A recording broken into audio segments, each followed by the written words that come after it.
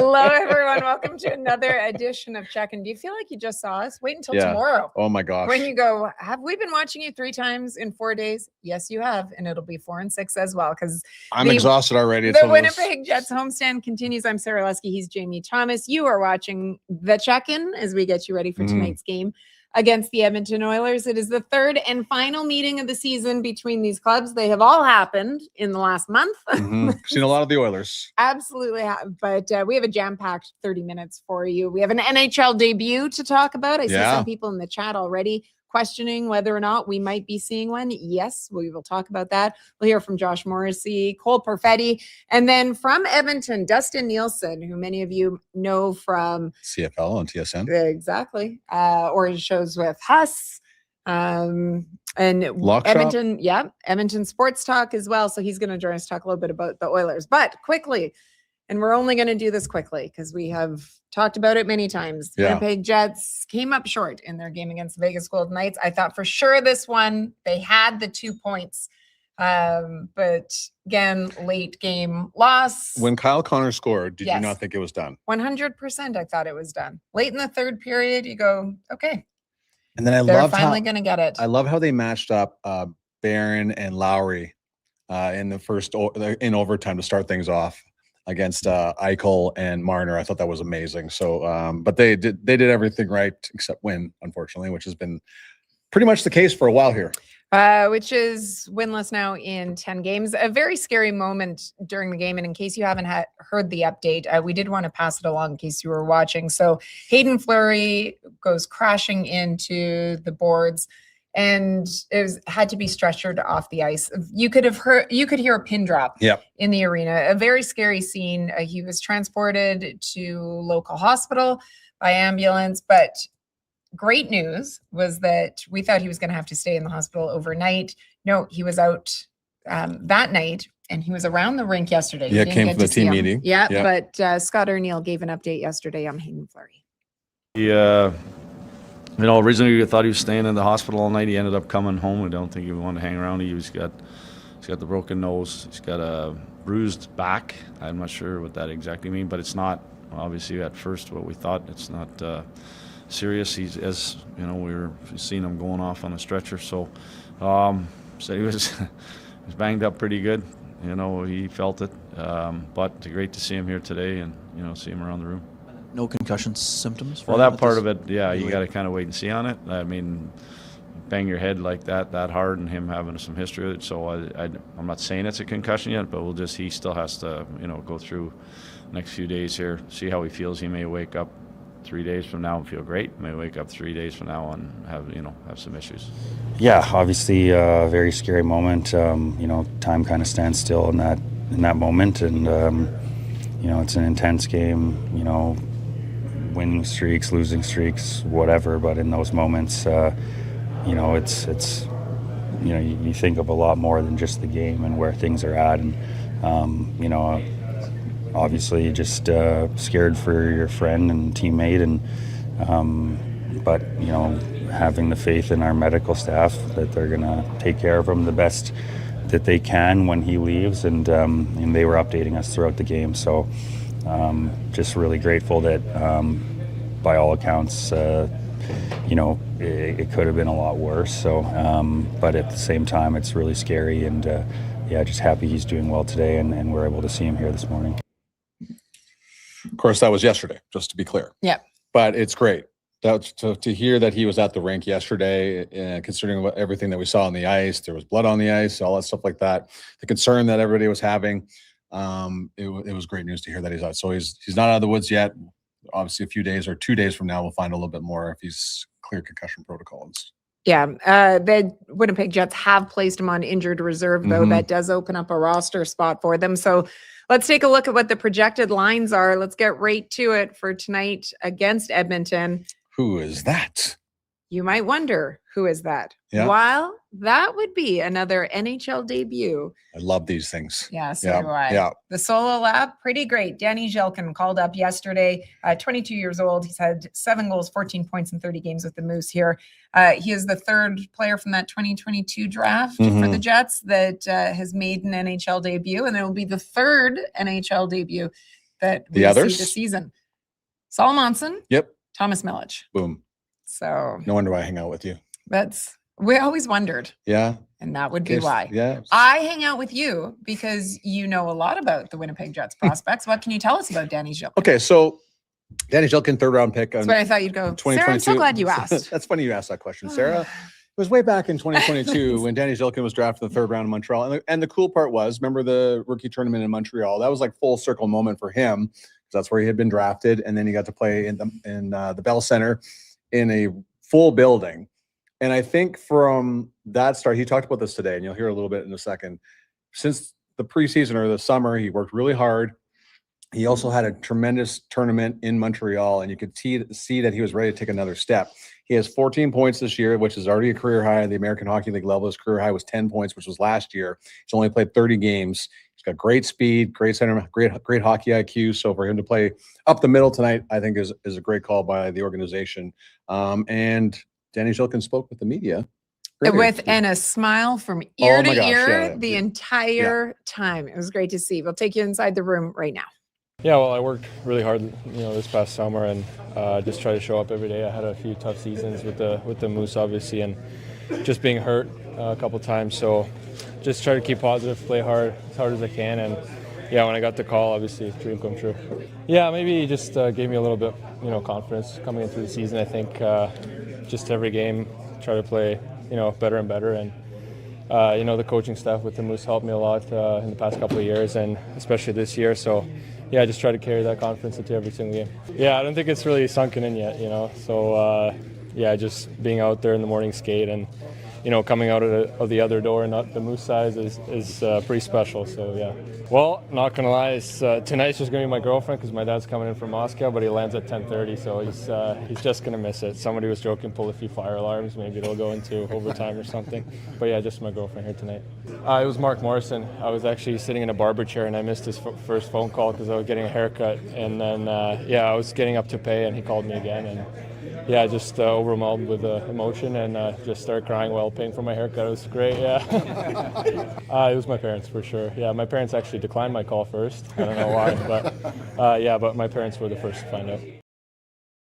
Okay, so Kelly Moore had a follow-up about him crying while paying for his haircut. And you can imagine the person he's paying, if you're paying the barber and you're crying, he's like, oh man, I messed up his hair or something like that. It was because he cleared it up and said that it was because he's making his NHL debut. But again, a great story.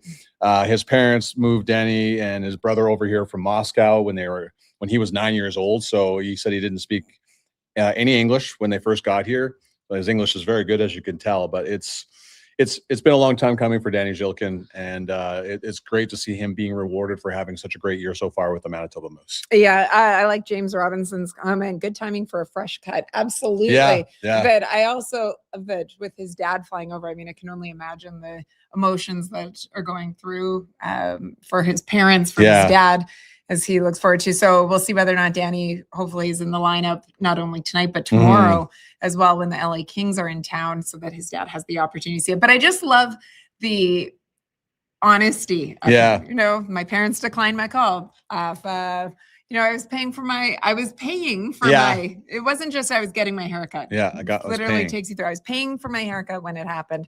So congratulations. It's always very exciting. Now for him to come in though, because we mentioned, the roster spot opened up because Hayden Flurry goes on IR, but obviously Flurry being a defenseman. Yeah. So someone has to come out of the lineup. So if we can put the projected lines back up just for a moment so that we can look at it. I just quickly want to break down. So that fourth line, Kepke, Pearson staying in, but it's going to be Vladimir Mesnikov that comes out of the lineup in addition to Gus Nyquist, not in the lineup. So this is the first time that we've seen Mesnikov as a healthy scratch for it. And Scott O'Neill was asked by the Winnipeg Free Press's Mike McIntyre about the challenge of it. This year he has had to scratch veteran players on multiple occasions, whether we've seen it with Nino, with Nyquist, now with Vladdy, obviously with Shen as well on the blue line, and having to have those conversations with a veteran player. Here's Scott O'Neill. It's probably one of the least favorite parts of your job, I imagine, is talking to guys that aren't going to be in the lineup.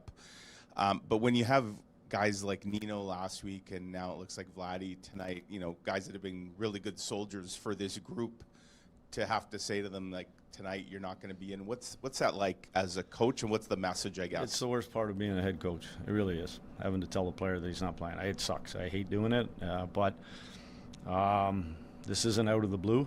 We've been talking for 2 months. We've been talking for the last couple of weeks.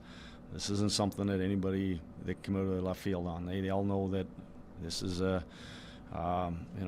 is we need results. It's a result-driven business, and this is an opportunity, for somebody else to come in the lineup in Danny, and it's also for Cole as well. Cole Koepke to come in, his speed against Edmonton's speed. So there's some factors that played in it that way, but at the end of the day, it's just and believe me, I got the utmost respect for Vladdy and for Gus. At the end of the day, I'm trying to spark us. I'm trying to find a way. I'm trying to do something that maybe gives us that edge tonight. It can't be easy.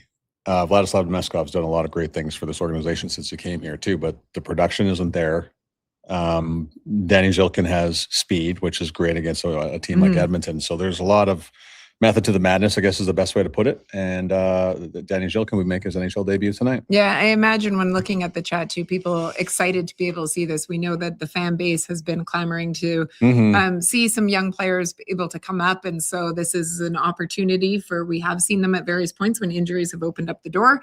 And this is an opportunity to see another prospect. And for the Winnipeg Jets, with where they are now, yes, we are just past the halfway point of the season, but with where they are in the standings as well, to fully get that opportunity to be able to have an idea of what they have down with the Manitoba Moose and how it might be able to translate in the future to the Winnipeg Jets. Right. And, Zhilkin going on the fourth line makes sense because you're not breaking up my third line. The first line's good. He got the message. Yeah. He listened to me finally. That's right. And then the second line, Jonathan Toews' game is coming around. Let's not be let's kids here. Look really good with Gabriel Velarde and Cole Perfetti, and of course Perfetti scores. And I'm allowing you this opportunity. I don't like having this opportunity with you very often, but I have to give you credit because you did say. What did I say? Here it is. You said, yeah, against Vegas could be what Perfetti needed to break his scoring slump. He had a point in 6 straight games versus Vegas. And I'm like, okay, that's pretty much easy thing to say, but lo and behold, he does it. You're so proud of yourself right now. So I'm not as much now. I mean, I'm not going to lie. Was I during the Vegas game? Yes, I was.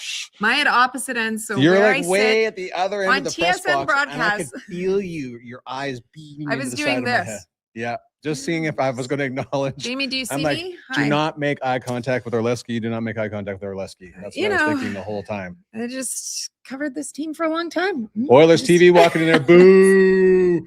Boo! Oilers TV. Boo! Just to be clear, we very much like we do like everybody, Tony and company, Tony Page and everyone over at Oilers TV. Yeah. I did have the opportunity though to speak to Cole Perfetti. Did you brag to him? I didn't. And you brought that up to me, where I wish in hindsight, I really should have pointed out to him. We should have started by saying, but do you Cole, think I think he would see the humor in it. I mean, I would think so. He was in a good mood this morning. Yeah. Yeah. He was playing with Jonathan Toews. I'd be in a good mood too. That's right. Here's Cole Perfetti. You guys come into this game against Edmonton, a team you just saw recently, but I want to talk to you a little bit about your line right now. It really looks as if you guys started to really develop some chemistry going. What is it that you feel is starting to work and develop with your line? Yeah, we're just, I think we're starting to, like you said, find some chemistry down low in the ozone, starting to get a better understanding of how we like to play with each other and our tendencies, and that's only going to come with time. And obviously, with Taser, never played with him coming into this year, so you knew it was going to take a little bit of time, and then missing some time to start the year, it kind of set that back even more. And now I think we're starting to see a little bit of we're able to read off each other and make some plays, and we're doing a lot better defensively and staying above teams in the neutral zone. I think that's feeding our offense a little bit more. We've been able to chip in a couple games here now, so it's it's been great to do that, and I think we're starting to trend in the right direction. When you talk about trying to get that chemistry going with your centerman for it, how much of it is just the experience on ice? How much of it is communication? Yeah, it's a lot of both. Taser's obviously, again, it's been around for so long, so he's seen everything, and his communication is he's always talking. He's always kind of whether it's, you know, seeing things that, little plays that we could do better, or, you know, seeing things that, you know, didn't work or whatever. And you know, honestly, a lot of the talks that we have is almost not inspiration, but, you know, just confidence between one another. And you know, if something doesn't work out, it's not like we're coming back and, you know, mad at each other. It's like, oh, this could work here, this could work there, kind of stuff like that, and really trying to, you know, get each other going and pump each other up. And, you know, he's been great for me for that. So it's been a pleasure to play with him for this little bit here, and glad we're able to, you know, finally start, you know, playing a little bit better and seeing some results. And speaking of confidence, for you to be able to get that goal, I mean, how much of a relief was that for you? It's a big relief, obviously. You know, it's sometimes when things aren't going, it feels like no matter what you do, the puck can't go in the net, and start gripping your stick a little bit and pressing a little harder. And I think that's, you know, after whatever it was, 16 games, that's kind of where I was at. And, you know, I was always getting the chances for the most part, and that's where you got to be to, you know, as long as you're getting the chances, then it's okay, and eventually it's going to break. So hopefully now, you know, dam breaks, and you know, we can start potting a few more as a line and as a team. Give me one thing in particular this group needs to key in on with the Oilers here in town. Obviously their speed. They got a couple guys that are electric off the rush, and I thought we did a really good job last time we played them of staying above them, and we did a great job the other night against Vegas, where they have a couple, you know, fast guys off the rush who like to make plays, and we stayed above them, didn't give them much, and frustrated them. And that's what we're going to have to do tonight is get on top of some of their top guys and frustrate them, and not really give them anything. Obviously, they're going to make their plays. They're elite players, but trying to limit them to the outside and not give them that free ice coming through the neutral zone. That's where they like to, you know, really thrive. And limiting that, they'll get, you know, we'll get our offense from that. Always appreciate the time and insight. Thank you.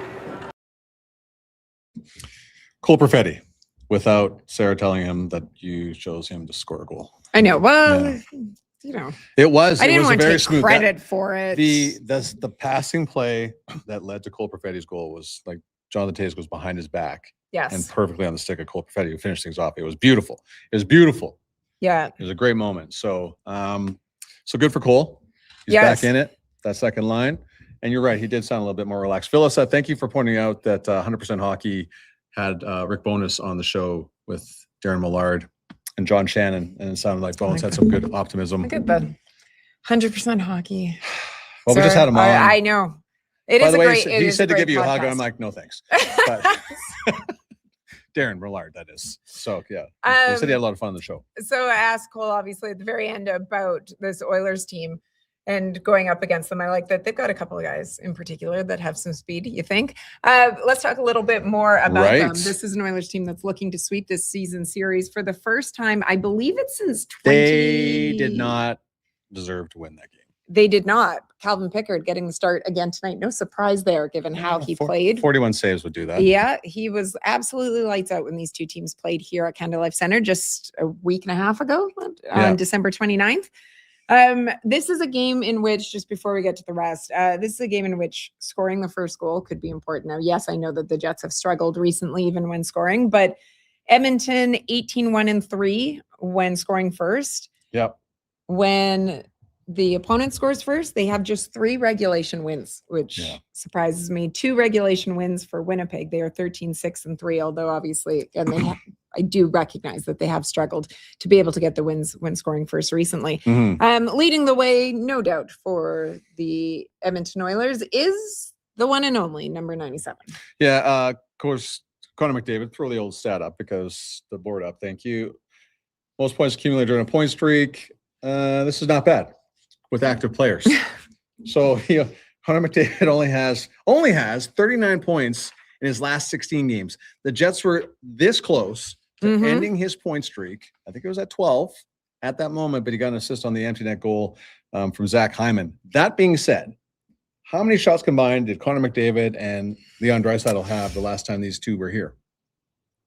Was it 3? 2? Yeah. 1 each. Yeah.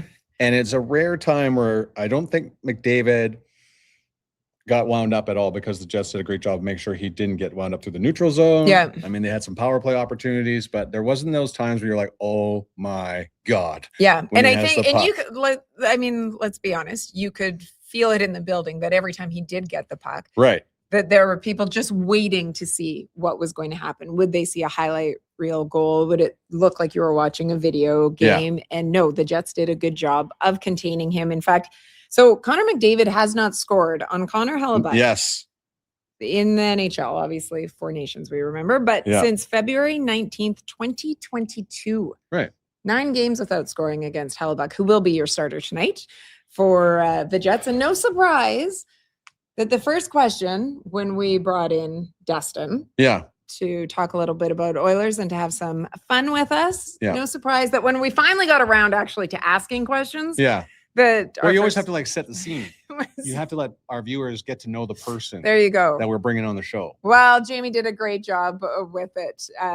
So here is Dustin Nielsen from Edmonton Sports Talk.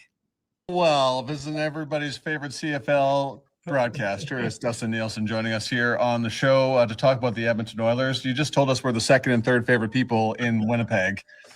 We're not. Sarah and I are going to argue about who's number 2 and number 3 here. Yeah. We all know. Look, I was kidding, guys. I mean, Sarah is number 1, Husk is number 2, and Jamie Thomas is number 3. Sorry, JT. Right. Is this about that fantasy football thing, man? You can't. Sarah's never kicked me out of a fantasy football league before, so that's on you, Jamie. Kicked him out of a league? I was trying to go local. He did. Yeah. Wow. Well, that is so disrespectful. Yeah, I almost didn't do this today. It's tough. I wouldn't have blamed you. I would have been hurt, but I wouldn't have blamed you. Yeah. Well, let's move on to other things here because obviously this is going completely in the direction I didn't want it to go. The Edmonton Oilers. We talked to Gene Principal about this last time, but they've kind of turned the corner here. It's an unbelievable run again that Connor McDavid is on. Are people getting, I would say, spoiled with the greatness of one number 97 in Edmonton? Yeah, I mean, there's no way not to be. It's like when you watch other hockey games that don't have Connor McDavid in it, you're like, oh, this isn't that good. Like it's just he's on. We were joking about it, and the Oilers had only been okay since Christmas, and then they banked Nashville pretty good, and McDavid looked terrific. And we were saying over the last like 24 hours on our station that he basically looked like he was a tier 1 kid that was playing in tier 4 with his buddies. You know, like he's gone to this other level. Like they got shut out by Wallstead in Minnesota on December 2nd. Since then, he's producing at a 200-point pace, which is it's even for Connor McDavid, this is pretty special what we're seeing lately. So, you know, I think we definitely take him for granted. I think the entire league probably takes this guy for granted still. So he's just been outstanding over the last month or so. It's been incredible. What do you attribute that to? I'm not, to be honest with you, probably saving their season. It was probably time that somebody had to step up and get the job done for them. And that's usually going to be McDavid and Draisaitl. Like, that's just how it is. Maybe even more so this year than the last few years. Like, McDavid was fine to start the year, but he wasn't what we expect Connor McDavid to be. And now he's sort of gone beyond what we expect him to be and to do for this team. And, you know, when they got rolling there before Christmas, I think it was an 11-game stretch, and McDavid and Draisaitl combined for 55 points. And since Christmas, it's kind of been a bit up and down. McDavid's been lights out, but Leon, prior to that game against Nashville, had been a little bit slow to get going. So I think they sort of just saw there was a sense of urgency to get themselves back in the mix in what's a pretty weak division, and McDavid sort of just took over. A former Flame and Andre Mangiapane joined the Oilers in the offseason. It looked like the perfect fit for him, and he got up to a great start. What has kind of gone wrong for Mangiapane, who's a healthy scratch again here today? Yeah, I'd say everything. I mean, the fact that you're looking at it right now, and it happens with these guys. Like, it happened with Skinner a little bit. He sort of salvaged that. Happened with Arvidsson at the point where he wanted out. They gave Frederick this deal, start him on the first line, which probably wasn't a good idea. Now he's drawing back into the lineup, but he was healthy scratch last game. And then Mangiapane, like when they sign him in the offseason, they give him over $3 million. And you think, oh, maybe he can score 30 goals with McDavid or Draisaitl because he did it one other time in his career. And then he actually got like a pretty good 20-game run in the top 6 at the start of the year, and it just never clicked with one of those two guys. And if you're not going to click with one of those two guys, you're going to have to find a way to sort of drive some offense by yourself in the bottom 6. And I just don't know if at this stage of his career he's capable of doing that anymore. So, you know, another miss from the Oilers management group. Would have been nice if you could have turned that cap hit into something that could have contributed this year. We'll see if they can get out of it. But, you know, right now their bottom 6 isn't very good, but he really doesn't deserve to be in the lineup. So you mentioned the bottom six, and right now Jack Roslovic is in it, and that's a player that I thought was going to be in the top six based on some of Knobloch's comments, especially recently. But I don't know if there is a coach that juggles his lines more often than what we see from Chris. What have you seen, though? I know that Roslovic's been in and out of the lineup because of injuries that he's had to deal with, missed an extensive stretch. But when he has been in lineup, what have you seen from him that can maybe help this Oilers team? Yeah, I think right now, with Henrique out, they're going to at least start him here for a little bit as their third line center. He's played a couple of games in that spot. I'm not sure it's ideal. I think, in a perfect world for Roslovic, he's probably Leon Draisaitl's right winger, but they don't have a lot of center depth. They don't want to play Nugent Hopkins down the middle on the third line. So it kind of been Henrique's spot. Now he might miss a couple of months. So they'll probably give Roslovic some run there. He came in and started extremely well. And he was playing on the wing, and you could notice that he had confidence with the puck, where a lot of other guys, that play in the top six here with McDavid and Draisaitl tend to decide to move the puck to those guys. But Roslovic would carry it. And then he got hurt, and he came back, and he's been not as good since he returned. But as far as guys in their bottom six that might be able to push offense a little bit on their own and carry the puck a little bit, which not all those other guys tend to do. I can see why they're going to try to give that a little bit of a run. And, at the end of the last game, so Henrique gets hurt, and he got hurt early in that game, and they put Roslovic with Savoy and Ike Howard, who recently got called back up. And those three guys, it was only like 6 minutes, but we get really excited about 6 minutes here in Edmonton. It's like, oh my God, they played together for 6 minutes. This is great. And it was pretty good. So now we're like, maybe they have a third line. So we'll see tonight if they continue to build on that. Hey, listen, I know our viewers know where you are during football season, but where else can they find you? I know it's a familiar face that you spend a lot of time with. Is your number one favorite person here in Winnipeg? Yeah, obviously I do. I'm a big Winnipeg guy. I love Winnipeg. I love the tendies at Elephant and Castle. I love Hush. We do the lock shop every day from 11 until 1, and then obviously Edmonton Sports Talk. We're going today. It'll be like 13 hours of live sports talk. So busy times, but I do love the tendies at Elephant and Castle. Did I mention that? No, when I was there at Grey Cup, this is sad. I shouldn't be proud of this, but I had it 5 times. I was there for 6 days. But I only got it's the kid order. He's not 5, so it's more reasonable. Hey, you know what you like. Yeah, exactly. I find things I like and I stick to it. Dusty, we appreciate the time so much. Look forward to seeing you. I mean, talking to you over these next few months, but seeing you when the CFL season gets going, and looking forward to talking a lot of football with you. Just as we get closer to. Yeah. And speaking of football, if you want to start a fantasy league, Sarah, I have some time on my hands because Jamie kicked me out, so I'm in. You did win the initial year, so you're in. And that's why you got kicked out. Yeah. I know. That's why you kicked me out. Too good. So he pretty much looks and goes, "Are you going to be good at successful?" Yeah. No. See you later. He's not going to win. Be careful, Sarah. Be careful with this guy. You can't trust him. Thanks, Dusty. Too bad we keep talking. See you later, buddy. Yeah, see you later. Dustin Nielsen. One of my absolute favorites. Yeah, it's amazing. Like his rise to where he is right now in his career is crazy. He does a great job. He used to call Alberta Golden Bears games. Yep. I was calling the CFL, and he does a great job. He's very entertaining. Always has been. Has a great show in Edmonton, obviously. So, yeah. It's very entertaining. His energy, whether it be on his show, it's all the time. That's right. Or on the broadcast. I mean, if you watch him on the CFL broadcast, then you know as well with his "Are you kidding?" or "What is happening?" Yeah. So we heard him talk about McDavid. We've spoken about McDavid. Someone that is going to have to try to contain McDavid would be who? Josh Morrissey. He has some experience in the department. That he does. So, Josh, what is it exactly that you did so well last game to contain 97 and 29? Special players like that, and there's a few teams around the league with guys sort of in that echelon. You do have to alter your game plan for them. They're that good, and obviously we did a good job of staying committed throughout that game.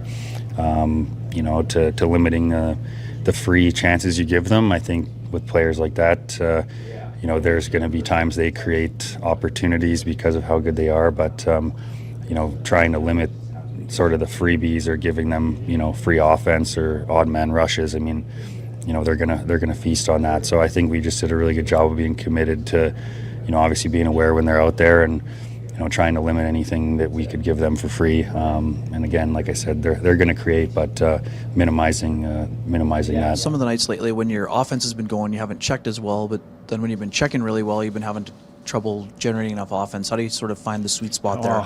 Yeah, I mean, you can win 10 in a row and do that, right? You can go through it.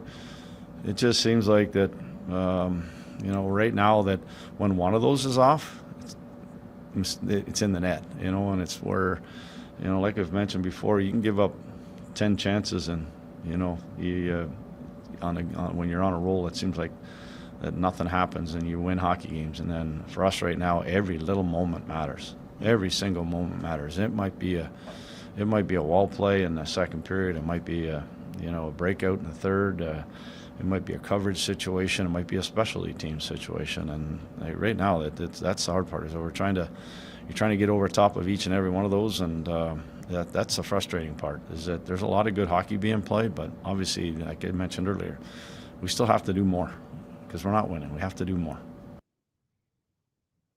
Well said. Very true. Yeah. Results-based business. One more time. There's an NHL debut tonight. We are looking forward to it. It is always great to be able to see the solo app. You will be able to see it on the Jets on TSN pregame show. Let's take a final look at your lines for those that maybe joined us late and didn't have the chance to see it. Some changes. Yeah. Oh, also, Logan Stanley draws back in after serving his 1-game suspension. He'll be on that third pairing with Luke Shen. Cole Koepke, Tanner Pearson, and Danny Zhilkin will be your fourth line. Zhilkin making his NHL debut. Gus Nyquist and Vladislav Nemesnikov are healthy scratches. And I didn't touch my first 3 lines. There you go. You know. I feel good about this. Excellent. I feel good about this. You know that they say all good things have to come to an end? Yeah, it's Connor McDavid's scoring streak, yeah. Yeah. Okay. And the pain of a winless streak, it can't last forever. Nope. Nope. Jonathan Taves talked about that today. It's over. There you go. Over tonight. Let's hope so, because we are going to see you tomorrow. Ice hats. Okay. On sale, 30% off. There you go. Jet Gear stores or online when you see them as well. Don't want to miss out. 30% off, but you will see us tomorrow. The LA Kings are in town as this homestand continues. I hope they're a hell of a lot more entertaining than they were the last time they were here. Let me tell you that. Cool. If not, I mean, we'll find a way to entertain We'll have to you. talk about it on Sunday when the New Jersey Devils are in town. Right. Which will be entertaining. For it. We hope that you will be able to join us tomorrow. As always, if you are not able to join us live, you can catch us in podcast form. We love to see so many of you in the chat. As always, a great part of our day and our show. Always entertaining.